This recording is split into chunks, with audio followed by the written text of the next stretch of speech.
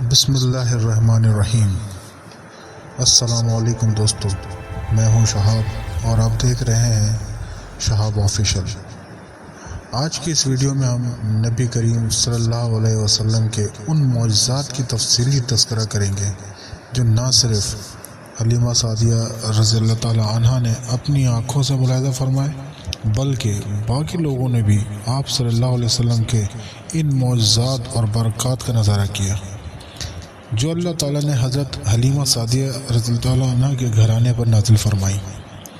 پیارے دوستو، یاد رہے کہ اس زمانے میں عرب کا دستور تھا کہ جب ان کے ہاں کوئی بچہ پیدا ہوتا تو وہ دیہات سے آنے والی دائیوں کے حوالے کر دیتے تھے تاکہ دیہات میں بچے کی نشوما بہتر ہو اور وہ خالص عربی زبان سیکھے۔ دائیوں کا قافلہ مکہ میں داخل ہوا، انہوں نے ان کے گھروں کی تلاش شروع کی جن میں بچے پیدا ہوئے تھے۔ اس طرح بہت سی دائیاں جناب حضرت عبد المطلب کے گھر آئیں، نبی کریم صلی اللہ علیہ وسلم کو دیکھا، لیکن جب انہیں معلوم ہوا کہ یہ بچہ تو یتیم پیدا ہوا ہے تو اس خیال سے چھوڑ کر آگے بڑھ گئیں کہ یتیم بچے کے گھر آنے سے انہیں کیا ملے گا۔ اس طرح دائیاں آتی رہیں جاتی رہیں، کسی نے آپ کو دودھ پلانا منظور نہ کیا، اور کرتے بھی کیسے؟ یہ سعادت تو حضرت حلیمہ رضی اللہ تعالیٰ عنہ کے حصے میں آنی تھی۔ جب حلیمہ رضی اللہ تعالیٰ عنہ مکہ پہنچی تو انہیں معلوم ہوا سب عورتوں کو کوئی نہ کوئی بچہ مل گیا ہے اور اب صرف وہ بغیر بچے کے رہ گئی ہیں اور اب کوئی بچہ باقی نہیں بچا۔ ہاں، ایک یتیم بچہ ضرور باقی ہے جسے دوسری عورتیں چھوڑ گئی ہیں۔ حلیمہ سعدیہ رضی اللہ تعالیٰ عنہ نے اپنے شوہر عبداللہ بن حارث سے کہا، خدا کی قسم مجھے یہ بات بہت ناگوار گزری ہے کہ میں بچے کے بغیر جاؤں، دوسری سب عورتیں بچے لے کر جائیں، یہ مجھے تانے دیں گی، اس لیے کیوں نہ ہم اسی یتیم بچے کو لے لیں۔ حضرت عبداللہ حارث بولے، کوئی حرج نہیں ہو سکتا، اللہ اسی بچے کے ذریعے ہمیں خیر و برکت عطا فرما دیں۔ چنانچہ حضرت حلیمہ سعدیہ رضی اللہ تعالی عنہ حضرت عبداللہ کے گھر گئیں، حضرت آمنہ رضی اللہ عنہ نے انہیں خوش آمدید کہا۔ پھر حضرت آمنہ رضی اللہ تعالی عنہ انہیں بچے کے پاس لے آئیں۔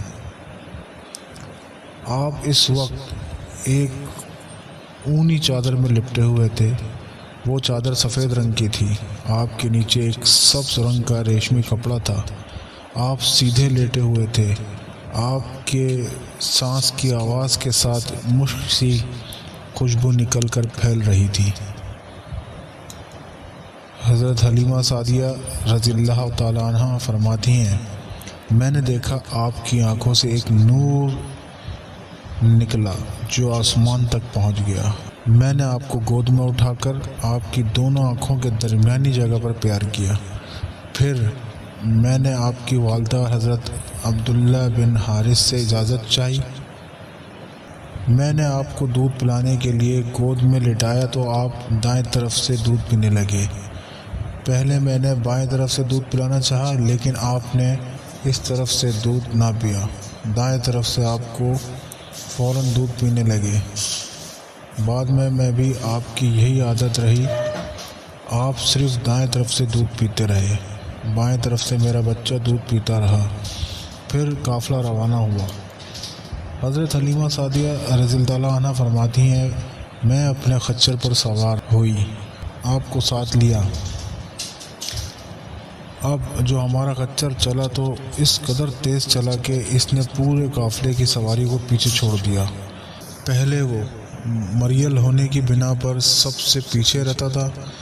میری خواتین ساتھی حیرانگی سے مخاطب ہوئیں، اے حلیمہ، یہ آج کیا ہو رہا ہے؟ تمہارا خچر اس قدر تیز کیسے چل رہا ہے؟ کیا یہ وہی خچر ہے جس پر تم آئی تھی، جس کے لیے ایک ایک قدم اٹھانا مشکل تھا؟ جواب میں نے ان سے کہا، بے شک یہ وہی خچر ہے، اللہ کی قسم اس کا معاملہ عجیب ہے۔ پھر یہ لوگ بنو سعد کی بستی پہنچ گئے۔ ان دنوں یہ علاقہ خشک اور قحط زدہ تھا۔ حضرت حلیمہ سعدیہ رضی اللہ تعالیٰ عنہ فرماتی ہیں، اس شام جب ہماری بکریاں چر کر واپس آئیں تو ان کے تھن دودھ سے بھرے تھے، جبکہ اس سے پہلے ایسا نہیں تھا۔ ان میں سے دودھ بہت کم اور بہت مشکل سے نکلتا تھا۔ ہم نے اس دن اپنی بکریوں کو دھویا، ہمارے سارے برتن بھر گئے اور ہم نے جان لیا کہ یہ ساری برکت اس بچے کی وجہ سے ہے۔ آس پاس کی عورتوں میں بھی یہ بات پھیل گئی کہ ان کی بکریاں بدستور بہت کم دودھ دے رہی تھیں۔ غرض ہمارے گھر میں ہر طرف ہر چیز میں برکت نظر آنے لگی۔ دوسرے حیران ہوئے۔ 2 مہینے اسی طرح گزر گئے۔ 2 ماہ کے اندر آپ نے چلنا شروع کر دیا۔ جب آپ 8 ماہ کے ہوئے تو آپ نے بات شروع کر دی اور آپ کی باتیں قابل فہم تھیں۔ 9 ماہ کی عمر میں آپ صلی اللہ تعالیٰ علیہ وسلم نے بہت صاف گوئی سے بولنا شروع کر دیا۔ اس دوران آپ کی بہت سی رحمتیں نظر آئیں۔ حضرت حلیمہ سعدیہ رضی اللہ تعالیٰ عنہ فرماتی ہیں، جب میں آپ کو اپنے گھر لے کر آئی تو بنو سعد میں ایک بھی گھر ایسا نہیں تھا جس میں مشک کی خوشبو نہ آتی ہو۔ اس طرح سب آپ سے پیار کرنے لگے۔ جب ہم نے آپ کا دودھ چھڑایا تو آپ صلی اللہ تعالیٰ علیہ وسلم کے مبارک لبوں سے یہ الفاظ نکلے، اللہ بہت بڑا ہے، اللہ کے لیے بہت تعریف ہے اور اس کے لیے صبح شام پاکی ہے۔ پھر جب آپ صلی اللہ تعالیٰ علیہ وسلم 2 سال کے ہوئے تو ہم آپ کو آپ کے وارث کے پاس لے آئے۔ اس عمر کو پہنچنے کے بعد بچوں کو ان کے والدین کے حوالے کر دیا گیا۔ ہم نے آپ کی برکات دیکھی تھی اور آپ کی خواہش تھی کہ آپ ہمارے ساتھ تھوڑا ٹائم اور رہیں۔ چنانچہ حلیمہ سعدیہ رضی اللہ عنہ نے آپ کے ورثہ یعنی حضرت آمنہ رضی اللہ عنہ سے اس بارے میں بات کی اور ان سے کہا، برائے مہربانی براہ کرم ہمیں ان کو مزید 1-2 سال تک اپنے پاس رکھنے کی اجازت دیں۔ مجھے ڈر ہے کہ مکے کی بیماریاں اور آب و ہوا ان پر اثر انداز نہ ہو جائیں۔ جب ہم نے ان سے بار بار پوچھا تو حضرت آمنہ رضی اللہ تعالی عنہ راضی ہو گئی اور ہم آپ کو اپنے گھر واپس لے آئے۔ جب آپ کچھ بڑے ہوئے تو باہر نکل کر بچوں کو دیکھتے، وہ آپ کو کھیلتے نظر آتے مگر آپ ان کے نزدیک نہ جاتے۔ ایک دن آپ نے مجھ سے پوچھا، امی جان کیا بات ہے، دن میں میرے بھائی بہن نظر نہیں آتے؟ آپ اپنے دودھ شریک بھائی عبداللہ اور بہن انیسہ اور شیبہ کے بارے میں پوچھ رہے تھے۔ حضرت حلیمہ رضی اللہ تعالیٰ عنہ فرماتی ہیں، میں نے آپ سے کہا تھا کہ وہ صبح سویرے بکریاں چرانے جاتے ہیں اور شام کے بعد گھر لوٹتے ہیں۔ یہ معلوم ہونے پر آپ نے فرمایا، تو پھر مجھے بھی ان کے ساتھ بھیج دیا کریں۔ اس کے بعد آپ صلی اللہ تعالیٰ علیہ وسلم اپنے بھائی اور بہنوں کے ساتھ جانے لگے۔ آپ خوش خوش جاتے اور خوش خوش لوٹتے۔ ایک دن میرے بچے خوف زدہ حالت میں دوڑتے ہوئے گھر آئے اور گھبرا کر کہا، امی جان جلدی چلیں ورنہ بھائی محمد صلی اللہ تعالیٰ علیہ وسلم ختم ہو جائیں گے۔ یہ سن کر ہم حواس باختہ ہو گئے۔ ہم وہاں بھاگے اور آپ کو کھڑا دیکھا۔ آپ کی رنگت پیلی تھی، آپ کا چہرہ زرد تھا، اور یہ اس لیے نہیں تھا کہ آپ کا سینہ مبارک چاک کیے جانے سے کوئی تکلیف ہوئی تھی، بلکہ اس لیے کہ آپ ان فرشتوں کو دیکھ کر ایسی حالت میں آ گئے تھے۔ حضرت حلیمہ سعدیہ رضی اللہ تعالیٰ عنہ فرماتی ہیں کہ ہم نے پوچھا آپ سے کیا ہوا تھا؟ کہنے لگے، میرے پاس 2 آدمی آئے، وہ سفید کپڑے پہنے ہوئے تھے۔ وہ حضرت جبرائیل علیہ السلام اور حضرت میکائیل علیہ السلام تھے۔ ان میں سے ایک نے پوچھا، کیا یہ وہی ہیں؟ دوسرے نے جواب دیا، ہاں یہ وہی ہیں۔ پھر وہ میرے پاس آئے اور مجھے لٹا دیا اور پھر میرا سینہ چاک کیا اور کچھ تلاش کرنے لگے۔ آخر انہیں وہ چیز مل گئی اور انہوں نے اسے باہر نکال کر پھینک دیا۔ مجھے نہیں معلوم وہ کیا چیز تھی۔ دوسری احادیث میں یہ روایت ملتی ہے کہ وہ ایک سیاہ رنگ کا دانہ تھا۔ یہ انسان کے جسم میں شیطان کا گھر ہوتا ہے اور شیطان انسان کے بدن میں یہیں سے اثر ڈالتا ہے۔ حضرت حلیمہ سعدیہ رضی اللہ تعالیٰ عنہ کہتی ہیں کہ پھر ہم آپ کو گھر لے آئے۔ اس وقت میرے شوہر عبداللہ بن حارث نے مجھ سے کہا، حلیمہ مجھے ڈر ہے کہ اس بچے کو کوئی نقصان نہ پہنچائے، اس لیے انہیں ان کے گھر والوں کے پاس پہنچا دو۔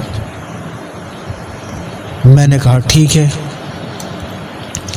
پھر ہم آپ کو لے کر مکہ روانہ ہو گئے۔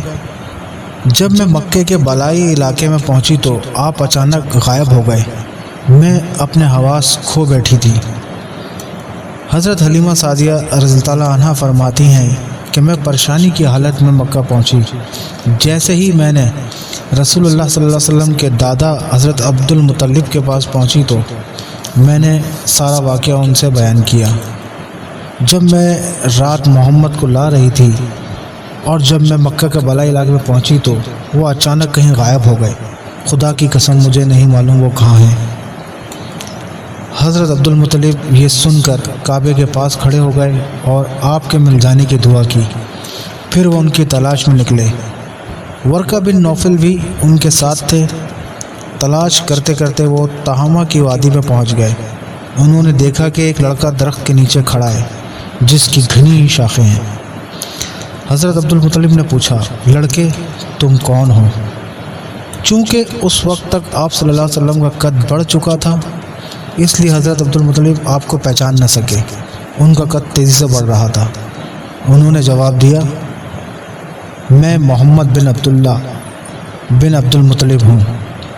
یہ سن کر حضرت عبد المطلب نے فرمایا کہ میں آپ پر اپنی جان قربان کرنے کو تیار ہوں۔ میں تمہارا دادا عبد المطلب ہوں۔ پھر اسے اٹھا کر گلے لگایا اور رونے لگے۔ انہیں اپنے گھوڑے پر اپنے سامنے بٹھایا اور مکہ کی طرف روانہ ہو گئے۔ گھر واپس آ کر انہوں نے بکرے اور گائے کی قربانی کی اور مکہ والوں کے لیے دعوت کا اہتمام کیا۔ آپ کے مل جانے کے بعد حضرت حلیمہ سعدیہ رضی اللہ تعالی عنہ حضرت آمنہ رضی اللہ تعالی عنہ کے پاس آئیں اور پوچھا کہ حلیمہ رضی اللہ تعالی عنہ آپ اس بچے کو اب اپنے ساتھ کیوں لائی ہیں؟ آپ تو چاہتی تھی کہ وہ آپ کے پاس زیادہ سے زیادہ رہے۔ انہوں نے جواب دیا کہ اب وہ بڑے ہو گئے اور اللہ کی قسم میں نے اپنی ذمہ داری پوری کر دی ہے۔ مجھے ڈر ہے کہ انہیں کوئی نقصان نہ ہو جائے، اس لیے میں اسے آپ کے سپرد کر رہی ہوں۔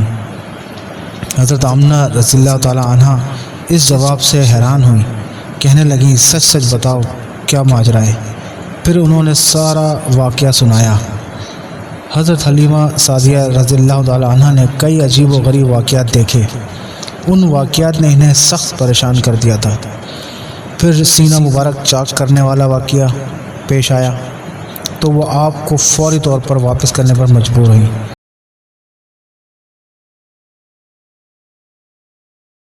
حضرت حلیمہ سعدیہ رضی اللہ تعالیٰ عنہ نے حضرت آمنہ رضی اللہ تعالیٰ عنہ کو چند مزید واقعات بھی بتائے جن کا تفصیلی تذکرہ ہم اپنے آنے والی ویڈیو میں کریں گے انشاءاللہ۔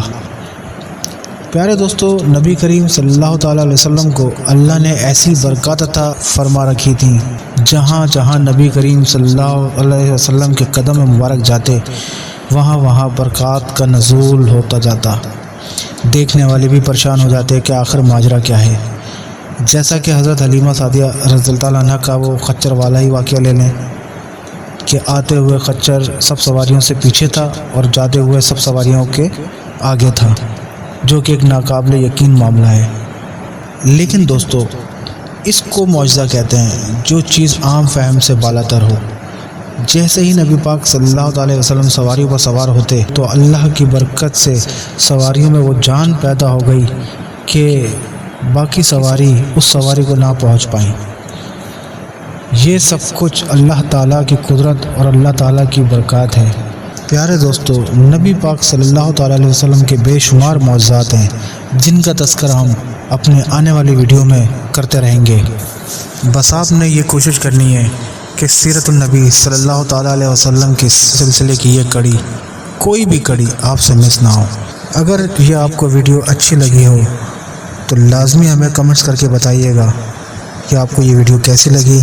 چینل کو سبسکرائب کر دیجیے گا اور لازمی اس کو لائک اور شیئر کیجیے گا تاکہ آپ کو بھی اس کا ثواب مل سکے۔ جزاک اللہ۔